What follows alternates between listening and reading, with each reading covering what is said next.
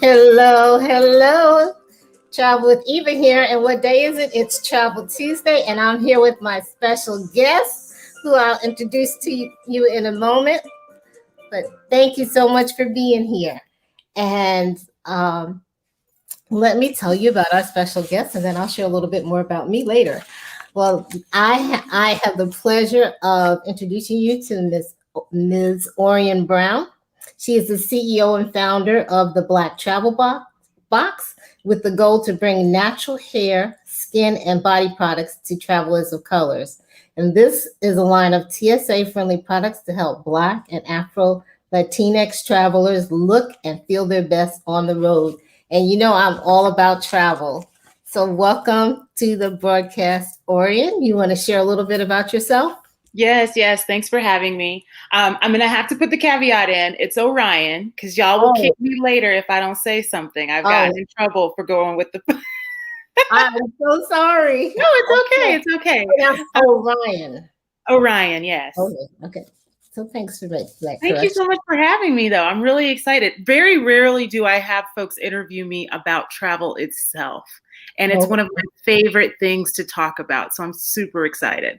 Yes, that's one of my favorite things also. And I found out about Orion through Travel Noir. And when I saw and I read the article, I was like, oh, I've got to meet her. I've got to introduce her to more people. And I purchased my very own Black Travel Box. But before I'm going to open it up and show you the good that's in here. But before I do, Orion, share a little bit about yourself. Yes. So I am an avid traveler. I spent 15 years in corporate, and the best part of that was my vacation time. Taking, when you get to like that 5 weeks at a time, it's like, ooh, baby, like, where can we go? We can get 2 international trips in and a couple family ones. Like, and so my background is in brand. I've had a pretty eclectic background. I've been in a number of different places, but the core of my career has been in brand management. And it's something that I'm passionate about and really love. And I got the opportunity to not just do it for the man, but do it for us. And I'm really excited to have created a brand that's really serving our culture. I'm a native Chicagoan, Southside. But I've lived a lot of different places. Right now, I'm currently in Denver. And normally I would say I'm loving the sunshine, but it's kind of cloudy today. Oh, okay. Well, you'll have to come to Florida. We've been having sunny days, and even it's been in the 90s, and it's like, wow, we're in May and it's in the 90s.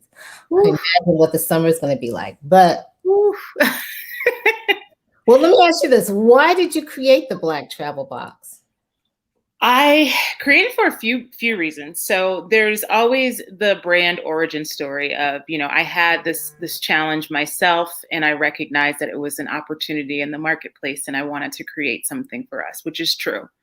I also came to a point in my career where I was in spaces that were not respectful of my time, my talent, my experience. Mm-hmm. And so I was ready for a change there, which really, it's a pretty big switch to go from that regular paycheck to like really building up something yourself.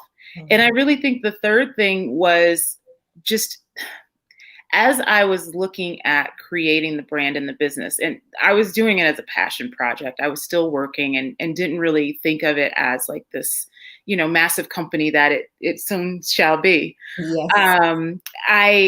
I kept talking to people and realizing how ridiculous it is to be in brown and Black skin and still have to search for or bring things that work for us, knowing that the diaspora globally is massive. And it's not just people of African descent, it's South Indians and all these other people that are going into spaces and places that don't acknowledge that they exist. And that we can't find products for human skin. We can find products for a very specific subset of it. And so that's something that's continued to drive me even through the pandemonium and whatnot. over the last year. Well, welcome, Barbara, to the broadcast, and welcome to those who are joining. Thanks for being here. So what, you mentioned that you have a love for travel. What inspired you to travel? I think one of the earliest memories I have of wanting to travel was going to a garage sale with my mom, which back in the day, them garage sales on Saturday mornings, son, were just clutch.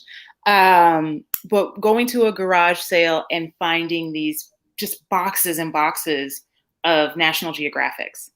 And I was a nerd. I was a nerdy kid. Like, I wasn't out in the streets. I was like reading Nat Geo at home, flipping through and looking at places and going, this is amazing. I never really thought I'm going to go there one day. To be honest, it didn't occur to me. I didn't live in a space that was, frequent, it was, so-and-so is like in Argentina this week. Like that never came up in conversation.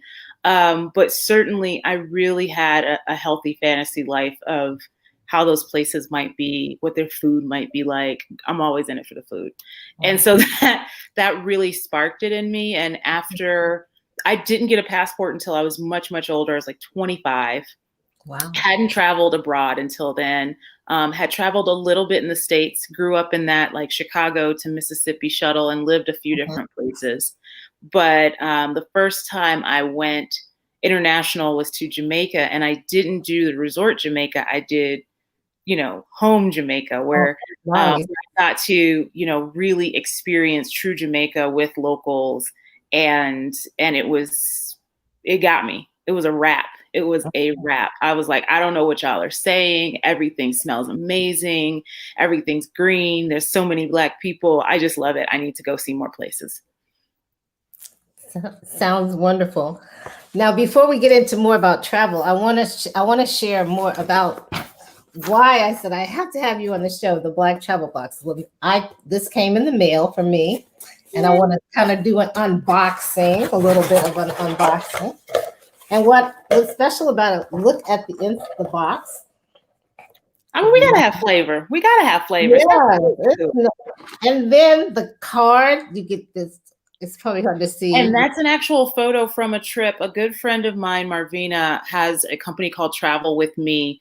And it was one of the first group travel trips I had gone on. And so they were taking photos all over. And that was one of the young ladies on the trip taking this picture in Bali of actually one of those places that I saw in Nat Geo years ago, thinking I might never go there. So Barbara asked a question. Let me put it up. She says, where can I find these products? You can find us online at blacktravelbox.com and for a limited time at Macy's.com. So do me a favor and hop on Macy's.com, search Black Travel Box, all one word, and hook us up from there, because the more we move there, the more we can bring in. All right, thanks for that question. And I purchased online a while ago before it came in Macy's. And one of the things that I really liked about it is the products that I can use. Because when you go to a hotel, they have the shampoo and it's in this little bottle, and you got all this hair. It's like, what am I going to do? Shampoo bars, and this looks, it looks like, and it's TSA approved. It looks small, but this really would lather up in your hair and keep it moist, and it's just wonderful. And also you get a conditioner bar. And I need one of these. I need a bigger one of these. Yep, we have those mini sizes that come in basically our carry-on starter box, and then we have larger sizes that you can purchase one off, as well as a co-wash bar. Oh, okay. And then I have the body balm. Keep your skin moisturized. No ash, baby. No ash. Hair balm. And you're always having dry lips when you're traveling. Your hands are dry, your body's dry, and then you have these products in there, and this nice bag just to kind of take it and put it in your carry-on, and you're ready to go. So let me ask you this question: what makes share the difference the products in the black box make. How are they different than just buying? Yeah, I mean, I think the biggest difference is so when I started to create the brand, obviously I was looking at us as consumers. So I was like, well, it needs to work. If for nobody else, it needs to work for me. And then we'll work from there, which is a great place to start. But when I really thought about it, I realized that, a lot of the workarounds and the things that we were doing, going out and buying oils and stuff when we get to places, trying to go to grocery stores and put grapeseed oil so our conditioner will stretch and all that craziness. I'm like, they still didn't deal with the underlying challenges of tiny bottles are a pain in the butt to fill. They're a pain in the butt to keep from making a mess. I don't know about you, but that whole like you fill the bottle and then you put the saran wrap and then you tie it up and then you put it in the Ziploc and then you hope it still doesn't explode thing is like, it's too much, right? And you're going through TSA, like you mentioned, it's not even that we're TSA approved, we're just TSA friendly because TSA is looking at liquids, right? So you come through with solid bars, which you're already hopefully going someplace with water when you get there, and you're going to use water for that shampoo, for that conditioner anyway. Why pay to put it on the flight? Why pay to buy it? Because most of the stuff that's in the bottle, you're paying 60 to 80% of it is water. And then why pay for it to get through TSA or put it in your checked bag and then get there just to add water to it later? And so really starting out with these first few products, making them anhydrous, which means there's no water in them, makes them make a lot more sense just from the on-the-go perspective. And so that's really the brand ethos, going forward in terms of product. It's like we really want to innovate out-of-home beauty care. Not the stuff that at home, you can have the biggest bottle you want, the pump and all of that stuff, and you just store it. But out of home, how do we create the most compact, long-lasting, sensible products that actually work and work for us? And so that's really, I think that's a pretty big differentiator. And it seems like a lot of it is has natural components to it. It's not a lot of, where you're going to read all these a long paragraph of chemicals. Well, I think the number is about 73% of products that are marketed to women of color, particularly Black women in the ethnic aisle, do contain essentially toxic ingredients. While I won't necessarily go to the extent of only raw vegan, right? Like if it didn't fall off the tree, then I won't touch it. We're not gonna go that far, but I do take a lot of time and pride in focusing in on ingredients that are efficacious, natural where possible, and natural meaning coming from a natural source. They may be refined, they may be unrefined, depending on how their processing works. But and also looking at safe synthetics. And safe synthetics are typically things that are man-made and have been appropriately tested and are in amounts that are well below anything that would be, toxic or problematic.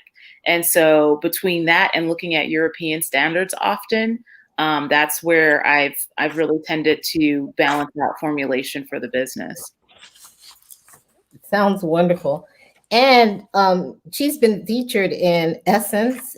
And Essence has said the best part, not only are black travel boxes items TSA friendly, which makes it a perfect gift for the teen carry-on jet setter in your life or for yourself, but you can get them a subscription to the box so that they never have to worry about running out. And in Black Enterprise, it says perhaps the biggest appeal of the Black travel box is a sense of community it provides for Black travelers. So, and you even had a little, not an endorsement, but what was it, Beyonce? We'll take it as an endorsement. Beyonce knows my name. Yes. Last year, Juneteenth, Beyonce dropped Black Parade, the album, on her website. And she also dropped a page called Black Parade Route. And that was her way of giving back to the many Black-owned businesses across the arts, business, beauty, all consumer products all over the place. And so we were a part of that first wave that was posted. I remember getting a text message like pretty early in the morning, like, congratulations. And I'm like, I don't know what you're talking about. And then I look and my face is on Beyonce.com. And I'm like, oh, Oh, wonderful. okay. Okay, B, I knew we were friends. She didn't know we were friends until we were friends. Well, congratulations on that. And, much, much success. Let me get back to my travel questions here. Yeah. Water. No. What's your favorite? Name a few of just a few, because we could be here all day. Name a few of the places you've traveled to, and then share what your favorite destination is and why. Ooh. So I think I'm at 17 or 18 countries now. Wow. Barbara said, go ahead, girl. Well, I was trying to get to my 40 under 40, but I got older faster than I got abroad. So, places that I've been, there's the close in, spots in the Caribbean. Jamaica is still like my heart. We've got Mexico. I've done Europe, Spain, Barcelona, as well as Sevilla, which I prefer Sevilla. It's so pretty. Ireland, Turkey, South Africa, Kenya, Korea, the Philippines, lots of different places. In terms of my favorites, I love a lot of them for a lot of different reasons, but I would say Croatia was my favorite for a potential extended trip. It's an environment that's very friendly. It's a tourist environment. There's always places to stay. It's very inexpensive. The seafood is divine. You can lay on the beach and look out at the islands and then tilt your head back and look up at the mountains. So I really love Croatia for that. Ireland is one of those places. You got to be able to drink. I'm not going to lie. Because the food is kind of, but you got to be able to drink. But, if you can go out and have a pint and make friends instantly, that's like the place that you want to go, because people are so, so friendly. It's such a welcoming environment. And there are also some just beautiful, beautiful landscape there that, in the Americas, you tend to have an issue of there's railings and tickets and things that you have to do to get to our beautiful spaces and places. But in Ireland, you can just drive up a road, park your car, walk to a cliff, and just sit and look over the ocean and see nothing but beautiful ocean and mist for miles. So I really love Ireland for that. And then I would say South Africa was one of my faves, not only for the things like Ellis Island or Robben Island, sorry, not Ellis, Robben Island, and being able to see Nelson Mandela's, incarceration space and see the work that they've done there. The people there are incredibly resilient. And the wine, baby, Stellenbosch, I'm telling you, it's off the chain. It's beautiful, it's tasty, and it's one of my favorites. Sounds great. Now, I haven't thought about Croatia. I do have a friend who has been and has really enjoyed it. But it was like, the way you've described it, it makes me want to put it on my bucket list. Oh, it's good. It's good. What encouragement would you give to someone who's interested in starting a business? I would say know your motivations, know why you're in it. I think it's certainly not for the faint of heart. And I don't mean that in a dissuasive way, but understand exactly what you're in for, what you're in it for, and what you hope to get out of it. Because ultimately, it's got to have some passion point to it. And even if the passion is money, I actually don't mind when people are like, yeah, I want to create generational wealth and I don't care how I get there, so long as I get there and it's legal and whatever. And I think that that's wonderful, but knowing what that is will help you make better business decisions. So for instance, with Black Travel Box, like I said, corporate is comfortable. I don't have much interest in going back at this point, but certainly there have been times where I'm like, what was I thinking starting a company, right? What was I thinking starting a beauty brand?